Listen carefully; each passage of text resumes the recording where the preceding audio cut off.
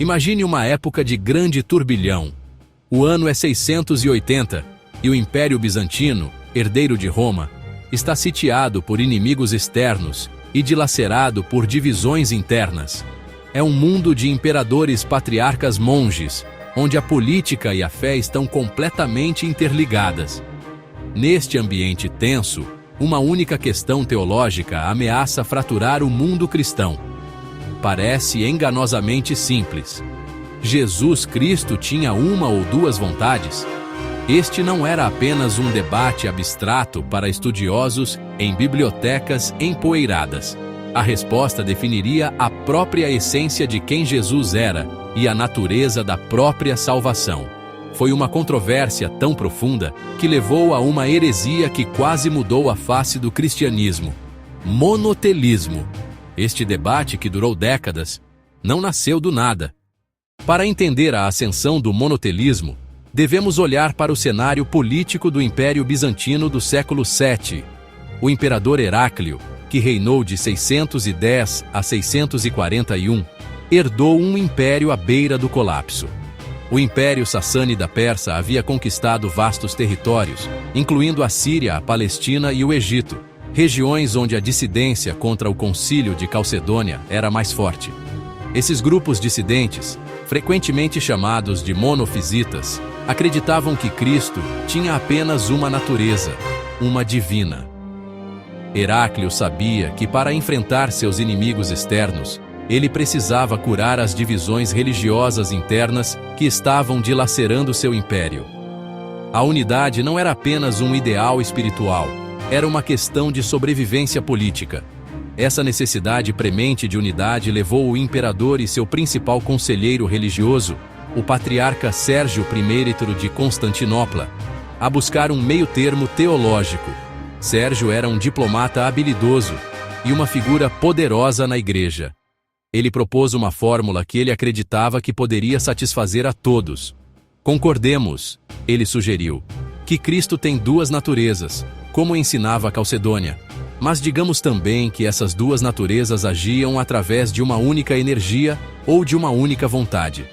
Dessa forma, os calcedonianos manteriam suas duas naturezas, e os monofisitas teriam a unidade que tanto desejavam. Foi uma manobra política inteligente disfarçada de linguagem teológica, uma tentativa de construir uma ponte sobre um profundo abismo doutrinário. A proposta, oficialmente conhecida como monoenergismo, e que mais tarde se desenvolveu em monotelismo, foi inicialmente bem-sucedida. Parecia ser o compromisso perfeito. O imperador deu seu total apoio, emitindo um édito chamado Ectesis em 638, que declarava oficialmente que Cristo tinha apenas uma vontade. O cerne do problema com o monotelismo reside em sua compreensão da natureza humana. O que significa ser humano? Significa ter um corpo, significa ter uma mente, significa ter emoções, significa ter uma vontade. Nossa vontade é a faculdade através da qual fazemos escolhas, expressamos desejos e direcionamos nossas ações. É fundamental para nossa personalidade e nossa vida moral. Sugerir que Jesus Cristo não tinha uma vontade humana é diminuir sua humanidade de forma crítica. Isso faria de sua natureza humana um vaso passivo e vazio, meramente um instrumento. Este foi um ponto que os oponentes do monotelismo entenderam com clareza cristalina. Se Jesus carecia de uma vontade humana, então sua obediência ao Pai perde seu profundo significado. Pense na cena no jardim do Getsêmani, um momento crucial nos evangelhos. Jesus ora: "Meu Pai, se for possível, afasta de mim este cálice. Contudo, não seja como eu quero, mas como tu queres." Esta oração revela a presença de duas vontades distintas. Há a vontade humana natural que se encolhe diante da agonia da cruz. Há a vontade divina que ele compartilha com o Pai, que busca a salvação do mundo. O drama e a vitória do Getsêmani residem no alinhamento perfeito e amoroso das vontades. Sem uma vontade humana, essa luta e essa escolha tornam-se mera encenação teatral. Seção 4. Uma voz no deserto. Máximo, O confessor. Em meio a essa heresia apoiada pelo Império, um homem emergiu como seu mais brilhante e firme oponente, um monge chamado Máximo. Nascido por volta de 580, Máximo era altamente instruído e servira como secretário do imperador Heráclio. Depois, renunciou ao mundo pela vida monástica. Um pensador profundo, um mestre espiritual, um homem de convicção inabalável. Quando o monotelismo começou a se espalhar, Máximo reconheceu a ameaça ao evangelho. Ele dedicou sua vida a defender que Cristo possuía duas vontades, uma vontade divina, uma vontade humana, agindo em perfeita harmonia. Ele tornou-se o líder intelectual e espiritual da oposição. Seu argumento era sofisticado e pastoral. Sua postura o colocou em colisão com as autoridades imperiais. Máximo foi preso, julgado e pressionado a aceitar a doutrina do imperador. Ele recusou. Pagou um preço terrível. Ganhou o título de confessor por sofrer ao confessar a fé. Seu sacrifício seria vindicado. Seção 5. O silêncio papal e o plano do patriarca. A história do monotelismo não é apenas sobre imperadores e monges. Ela também envolve figuras-chave nos mais altos escalões da Igreja, o Patriarca de Constantinopla e o Papa de Roma. Como mencionado, o Patriarca Sérgio I foi o arquiteto da fórmula de compromisso. Por volta de 634, buscando solidificar sua posição, Sérgio escreveu uma carta ao Papa Honório I. Na carta, Sérgio explicou sua posição. Ele argumentou que falar de duas energias ou duas vontades em Cristo poderia levar à confusão. Ele propôs que simplesmente confessassem uma única vontade em Cristo para preservar sua unidade. A resposta do Papa Honório seria uma das cartas papais mais controversas da história. Em vez de refutar claramente o erro, Honório pareceu concordar com a abordagem cautelosa de Sérgio. Ele afirmou que o debate sobre uma ou duas energias era uma batalha de palavras sem sentido. Disse que a vontade de Cristo era sempre uma com a do Pai, e explicitamente concordou que não deveriam falar de duas vontades.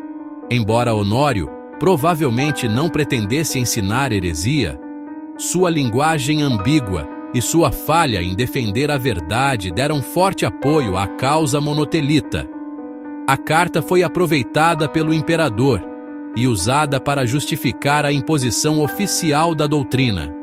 Essa ambiguidade papal criou uma grande crise para os defensores da ortodoxia. Seção 6. O veredito do concílio. Duas vontades em perfeita harmonia. Após décadas de intenso debate, perseguição e manobras políticas, a maré finalmente começou a virar contra o monotelismo. As conquistas árabes haviam removido permanentemente as províncias orientais dissidentes do controle bizantino, o que, ironicamente, eliminou a motivação política original para a heresia. Um novo imperador, Constantino IV, subiu ao trono e viu que a doutrina havia causado mais divisão do que unidade. Para resolver a questão de uma vez por todas, ele convocou o Sexto Concílio Ecumênico, também conhecido como o Terceiro Concílio de Constantinopla, que se reuniu de 680 a 681. O concílio reuniu bispos de todo o mundo cristão no Palácio Imperial. Eles realizaram um exame cuidadoso e exaustivo de toda a controvérsia. Leram as cartas do patriarca Sérgio, a resposta ambígua do Papa Honório, os profundos escritos teológicos de Máximo, o confessor. Estudaram as escrituras e os ensinamentos dos primeiros padres da Igreja. A questão central foi exposta. A única pessoa de Cristo age através de uma vontade ou de duas? Após meses de deliberação, o concílio emitiu seu decreto definitivo. Condenou solenemente o monotelismo como heresia. Declarou que, de acordo com o concílio de Calcedônia, assim como Cristo tem duas naturezas, divina, humana, ele também possui duas vontades. Seção 7. Legado da verdade. O que este antigo debate significa para nós hoje?